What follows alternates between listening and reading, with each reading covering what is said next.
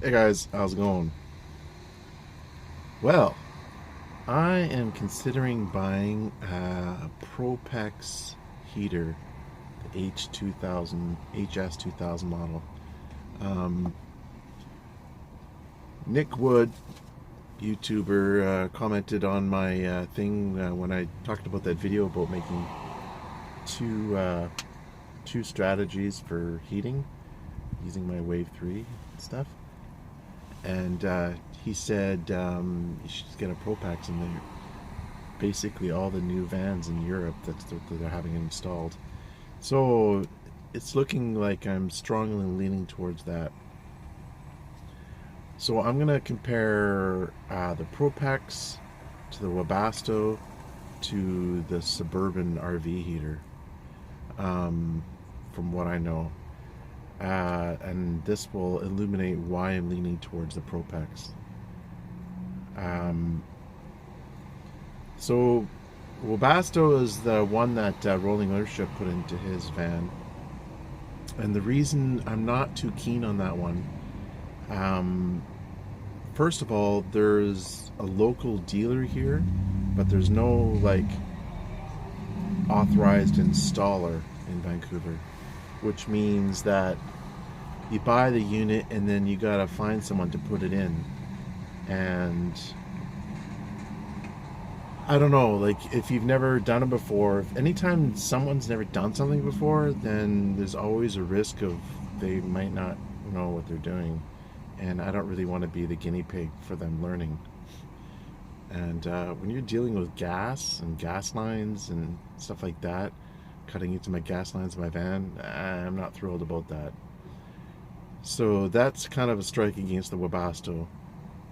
Now with the Propex, I can do it myself. I've looked at a couple of videos, and it's really not that bad. The worst part is cutting a couple holes into the bottom of my van, which I've already done that in previous vans, so that is not a problem. So the other great thing about the Propex is, worst case scenario, I can always take it out if for whatever reason I decide to get a different van.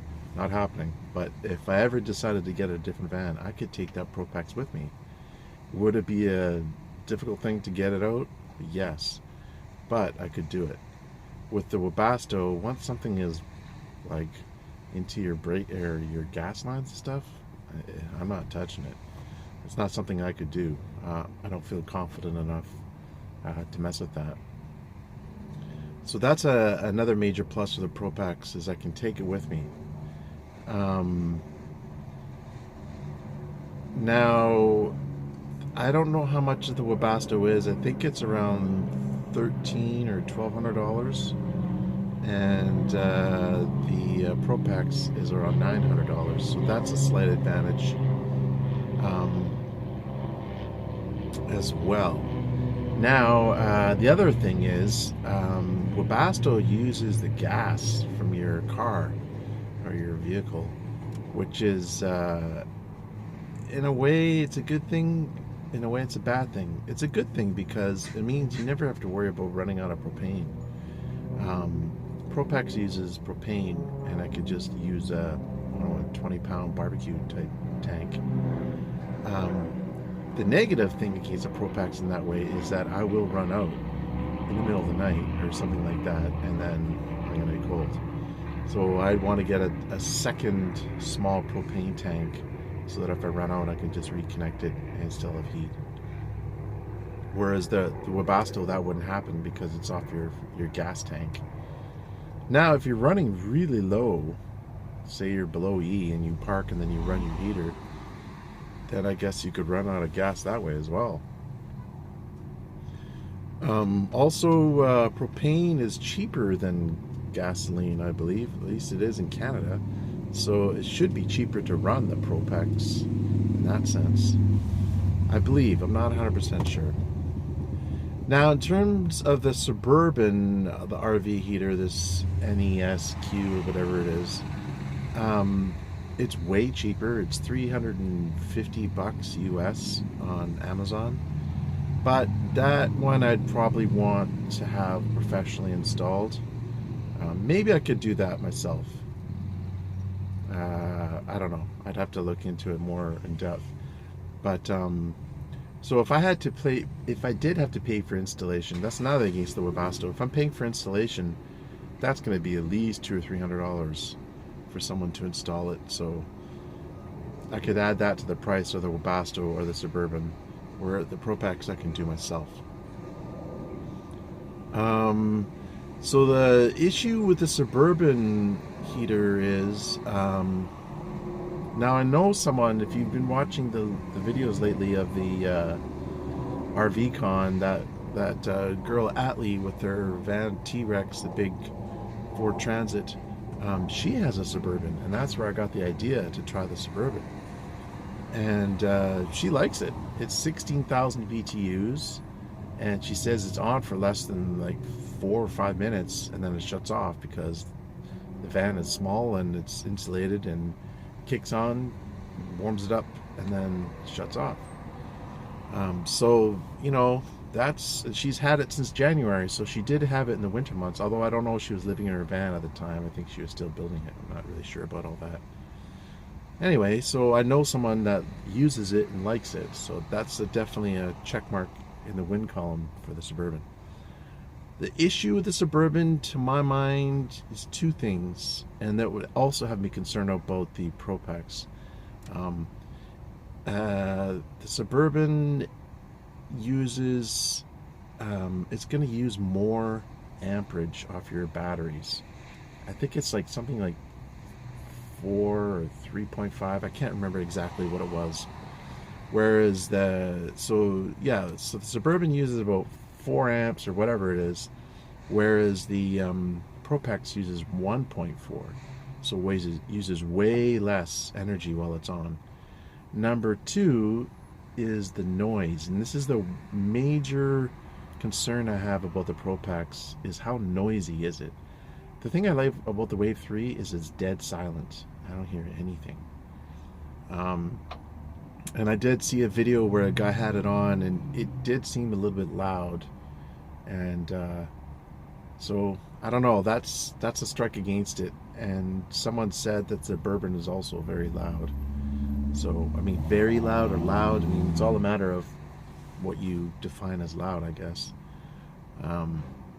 So that's kind of an issue. If you have a Propex and you have experience with it and stuff, how loud is that thing? Is it like the loudness of a regular fan, or is it way louder, or is it just like on a scale of 1 to 10, how loud is it?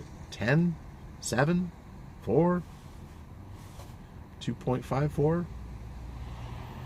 I would love it if you could comment in the comment section below about your experiences with the Propex and its volume issue. The other thing with the Propex is you can attach it using, they recommend using like a copper hard gas fitting, like with the pipes, but I would want to do propane hose, because 2 reasons. Number one, if I'm installing it, I know how to install a regular propane hose, but these gas fittings, you have to use a crimping tool, and it's not something I've ever done, and it's not something I want to mess with when you're dealing with gas and potential leaks and stuff. It ain't gonna happen for this cowboy. Anyways, guys, there's some ideas to think about regarding these 3 heaters. Now, the thing that I love about all 3 of them is that they're on a thermostat, and that means I can wake up in the morning and it's going to be room temperature. No more guessing depending on the weather outside and like have the roof vent on. And I kind of still want to try that experiment, and part of me thinks maybe I should just do the Wave 3 for another year. But since I'm building the van, now is the time to make allowances for the space for the Propex, because I can probably going to build it into my kitchen area and then leave space. Anyway, I'm going to build it into the kitchen area. The major stumbling block is the expense, because it is not cheap, like $900 or whatever. There is a dealer in Canada, though. I think he's in Victoria, as a 250 number. or maybe not Victoria. And the other thing again is the noise. So yeah, the noise is the big question mark. And then just kind of making the leap to whether I'm actually going to push myself to buy it, because you know it is a lot of money and I'm not rich. So okay, so I just went into this bathroom. This is in a Tim Hortons. What the heck is this? Somebody left their underwear on this pipe thing. Who's taking their underwear off in the bathroom? And why did they leave it on this pipe tube thing? Things that make you go, One other thing I want to just touch upon is that there's kind of a convenience factor here as well. I asked myself, what's more important to me, to have a thermostat or to have no noise? And for me, a thermostat wins. The Wave 3 is dead quiet, no thermostat. And along with that kind of convenience factor idea is the idea that, the fact that to start the Wave 3, there's a whole starting process you have to go through where you have to press the button in, wait for 30 seconds, turn it to the high, do all these steps in order to start it. And although it's minor, it takes less than a minute, it's kind of a pain in the neck when you're doing it every day on a regular basis. Whereas a thermostat, you just press a button and you turn the dial and it starts. So there's something to be said for that. Convenience. Anyways, guys, thanks for watching. Take care. Have a great night.